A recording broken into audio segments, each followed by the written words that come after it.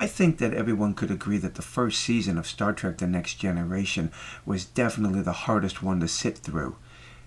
And I can pretty much bet that everybody has their own episode that they think is the worst of them all. And for me, this particular episode right here, 11001001, is probably my least favorite. And if I was given the opportunity to ask the showrunners, the writers, the director, the producers, even the cast of this show, if I was given the opportunity to ask them one question, it would be very simple. What the heck were you thinking? Now, to be fair about it, I have a couple of scenes in this episode that I absolutely love, and I love the fact that they show respect for the search for Spock. Now, I love the scene here with the search for Spock. It's just a great throwback to a classic movie. Okay, so the Enterprise is put into Starbase 74 for a systems check and an upgrade to some of its systems. It is here we are introduced to the binars, 10 and 01. And they are going to be part of the problem with this episode. There are so many issues here that I'm gonna have fun telling you about. I'm sure a lot of you out there have seen this episode quite a few times, and maybe you've noticed some things, and maybe you haven't. I noticed, and I gotta say something.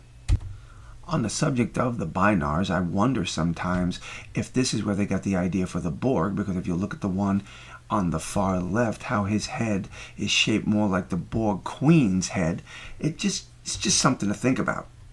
Alright, so the plot of the story basically is this. The binars are going to steal the Enterprise because their home planet, Bionus, their main computer system, is going to crash because a nearby star is going nova, and it is going to affect their system. And if they don't have a backup computer to save all this data, the people on Bionus are going to die. So they're able to keep Riker entertained in the holodeck while they start their plan to steal the ship. The ship is evacuated because of a supposed antimatter containment leak that will detonate the ship. Both Picard and Riker wind up being entertained in the holodeck while the binars carry out their master plan. They set the auto-destruct and head for the bridge. They reach the bridge, find out that the binars had dumped all their computer core library into the Enterprise, and Picard and Riker are able to reactivate the computer on Bionus and send all the data back. They get the Enterprise back to Starbase. All is well. The problems with the episode begin when Data and LaForge head off to engineering when they learn that the antimatter and matter are leaking and that there's a problem with the containment field. They run off to engineering to find that there's no one is in the engine room. No one is on staff right now. And that's like, what is this all about? You're telling me that even though you're on a starbase and they've got all these wreck activities going on, no one is scheduled to be on duty? Here is one of the major problems that this episode has. All decks empty. Curious. The captain's usually the last to leave. Let's go. We've only got 41 seconds.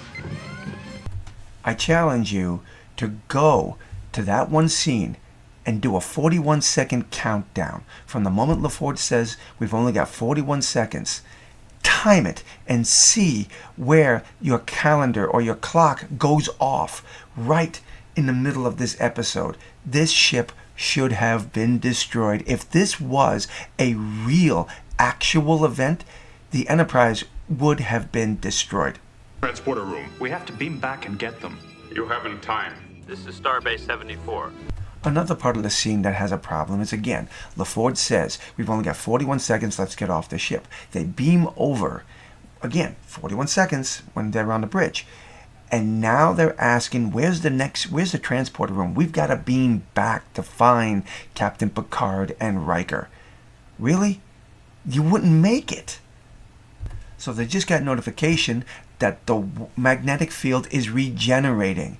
And they're just standing there watching in awe as the ship backs away from space dock and flies off. Aren't there any tractor beams in this space station that could stop the ship? Set coordinates for main bridge. Port forward for me, aft for you. You're on pad 2. I've set a 10-second delay. Okay, let's talk about this scene for a moment. Picard tells Riker to turn the transporters on to program them so they can beam to different sections of the bridge. But when Riker turns on the transporter, he doesn't do any of that. He just turns it on and then turns the pads on. That's it. There's no programming involved. Alright, so now let's take a look at the Binars and their plan and how they staged all this and how incompetent the plan was. Okay, so we know that the Binars programmed the holodeck and a minuet to be so enticing to Riker that he couldn't leave. He was so amused by her. But Picard being there was quite by accident. They saw your interest in me. They thought I could distract you and keep you here. That explains Riker. What about me? Your being here was just a fortunate happenstance. What are they...